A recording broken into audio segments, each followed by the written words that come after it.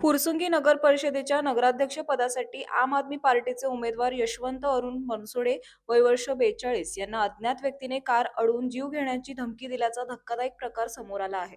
निवडणुकीतून माघार घ्या नाहीतर तुमचा संतोष देशमुख करू अशा शब्दात दिलेल्या धमकीमुळे परिसरात खळबळ उडाली आहे। या प्रकरणी फुरसुंगी पोलीस ठाण्यात गुन्हा दाखल करण्यात आला असून पुढील तपास सुरू आहे।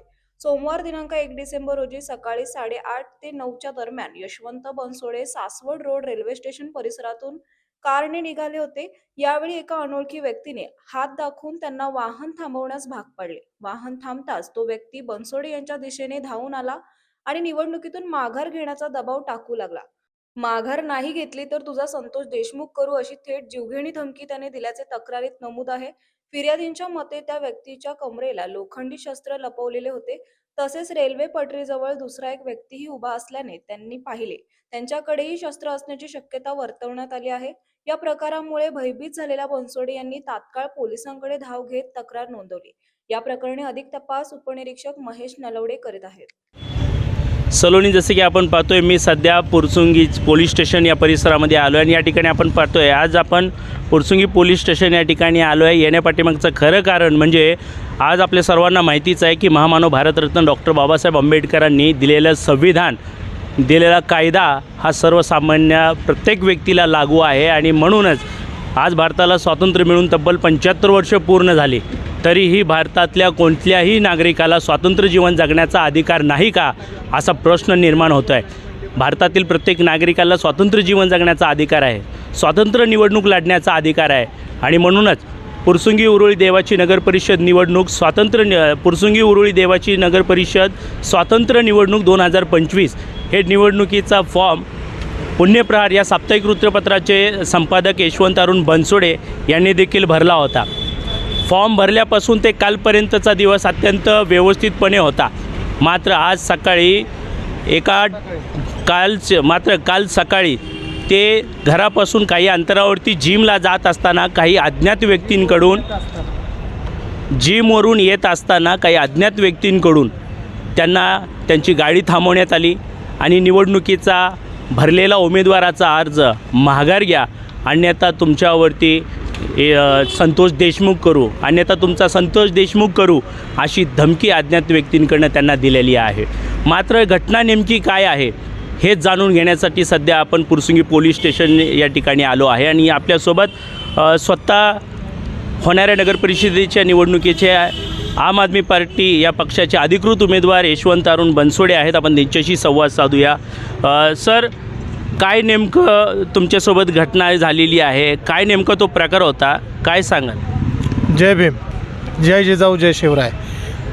ॲक्च्युली खरं तर हा सगळा प्रकार माझ्यासारख्या साध्या आम आदमी पार्टीच्या एखाद्या उमेदवारासंगत होणं थोडं जरा हास्यास्पदच आहे, कारण मोठमोठ्या प्रस्थापित पक्षांच्या उमेदवारांसोबत झालं पाहिजे होतं, पण हे माझ्यासोबत होतं। याचं कारण एकच आहे की गंगानगर, भेकराईनगर, पापडेवस्ती, फुरसुंगी किंवा ढमाळवाडी या विभागातली माझी लोकांमधली असलेली भावना, लोकप्रियता, पत्रकार म्हणून मी ज्या जनसामान्यांसाठी काम केलं आहे, निःशुल्क काम केलं आहे, कोणाकडनंही पैसे न घेता काम केलं आहे, त्यामुळं माझी त्या विभागामधली जी लोकप्रियता आहे आणि मी निवडणुकीला उभा राहिल्यानंतर लोकांकडनं मिळणारा जो मला प्रतिसाद आहे, याची कुठंतरी त्यांना कदाचित एखादी हिंट लागली असेल किंवा कल्पना आली असेल की हा प्रतिनिधी, हा पत्रकार प्रतिनिधी म्हणून आपल्याला उमेदवार म्हणून आलेला आहे आणि हा आपलं मतदान कुठंतरी खाण्याची शक्यता आहे। त्याच्यामुळं हा सगळा प्रकार आणि हा घाबरवण्याचा प्रकार त्यांनी केला आहे। पण काळजी करू नका,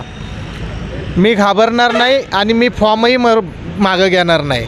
लय ते लय तुम्ही माझं मुंडी आणि धड अलग करू शकता, त्याच्यापुढं कुणी काय करणार नाही आणि मला माझ्या बापाने दिलेल्या संविधानावर पूर्ण विश्वास आहे। मी त्या संदर्भात त्या व्यक्तींच्या नावाने FIR दाखल केलेली आहे। ती FIRसुद्धा तुम्ही बघू शकता। त्या FIRच्या नुसार आता ज्या लोकांनी ह्या प्रकरणात हे कांड करण्याचा हा जो प्रयत्न केला आहे, त्या लोकांना संविधानाचा दणका बसल्याशिवाय राहणार नाही। आणि सगळ्यात महत्त्वाचं, तुम्ही कितीही करा, आपण निवडणूक लढवतो आहे, कुठली लढाई नाही लढत आहे। शस्त्र हे निवडणुकीत नसतं वापरायचं। तुम्ही प्रचाराने लढा ना, प्रचाराने लढा. तुमची जनतेने जेवढी क्यू करायची आहे तेवढी क्यू करेल. जनता तुम्हाला मतदान द्यायचं आहे तेवढं देईल.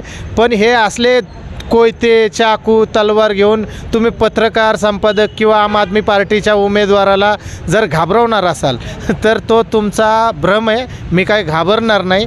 आणि हे सगळं कशासाठी चाललं आहे की प्रस्थापित लोकांच्या पक्षांमध्ये जेवढेही नगराध्यक्षपदाचे उमेदवार आहेत ते नगराध्यक्षपदाचे उमेदवार निवडणूक झाले, निवडून आले तर त्या प्रस्थापितांच्या ताटाखालचे मांजर होतील.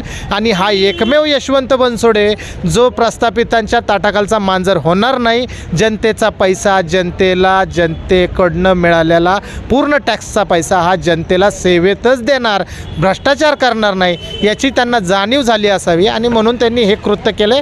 ह्या कृत्याचा तर सगळ्यात पहिलं तर मी आमच्या लोकनायक संपादक व पत्रकार संघातर्फे, पुण्यप्रहार या वृत्तपत्रातर्फे, सार्वभौम लोकनायक या वृत्तपत्रातर्फे आणि आम आदमी पार्टीच्या पक्षातर्फे मी या गोष्टीचा निषेध करतो.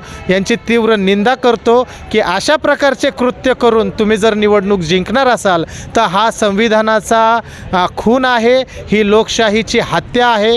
तुम्हाला या प्रकारबद्दल जर अशा घाण कृत्य करावे लागत असेल तर तुम्ही राजकारण सोडून द्यावं आणि गुंडगिरीमध्ये प्रवेश करावा.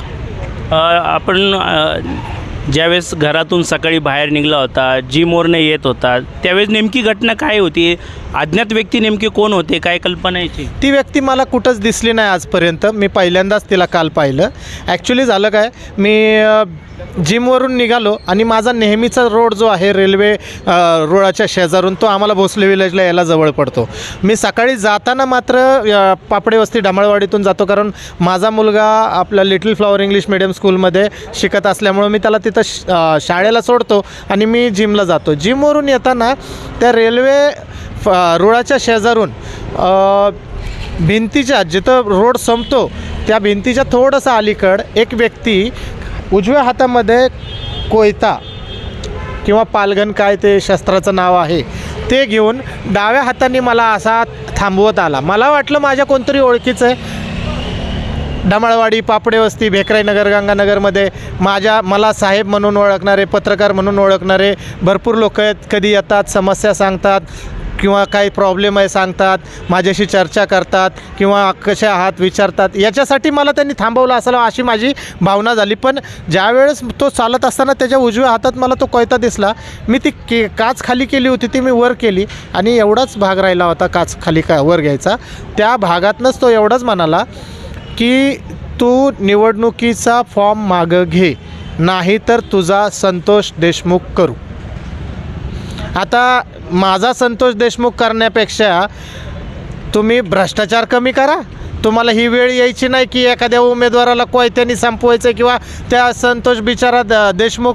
आता ते नेमकं काय झालं माहिती आहे का, मग तो खरं बोलला, तो मराठा समाजाचा होता, तो खरं बोलला तरी यांना टोचणार. मी दलित समाजाचा आहे, मी खरं बोललो तरी यांना टोचणार. मग तुम्हाला चालतंय तरी कोण?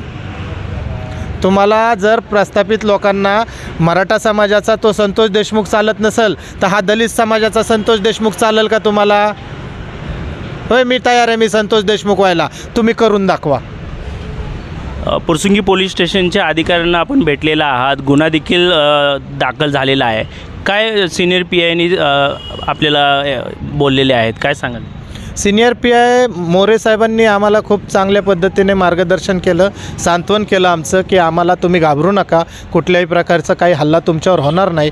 पण मी तुमच्या प्रसारमाध्यमांच्याद्वारे जनतेला हे सांगू इच्छितो की मला कुठल्याही क्षणी माझा जीव घेण्याचा प्रकार हे लोक करणार आहेत. कारण ह्यांना धास्ती बसलेली आहे की गंगानगर, फुरसुंगी, भेकराईनगरमध्ये याची जी लोकप्रियता आहे पत्रकार म्हणून, ती कुठंतरी मतदानाला किंवा मतदाराला मतदान करण्यास भाग पाडेल आणि आपला आयता आलेला विजय हा हाताशी घेऊन जाईल. त्याच्यामुळं माझी पोलीस प्रशासन आणि निवडणूक आयोगाला विनंती आहे की जर मला काय झालं तर त्याला जबाबदार पोलीस प्रशासन आणि निवडणूक आयोग असतील. त्यांनी मला सुरक्षा, मला आणि माझ्या फॅमिलीला, माझ्या कुटुंबाला आणि आमच्या आम आदमी पार्टीच्या प्रत्येक उमेदवाराला पोलीस प्रोटेक्शन किंवा पोलीस सुरक्षा द्यावी, अन्यथा आमचा जर खून झाला तर त्याला जबाबदार आपले पुणे शहर पोलीस असेल आणि निवडणूक आयोग असेल.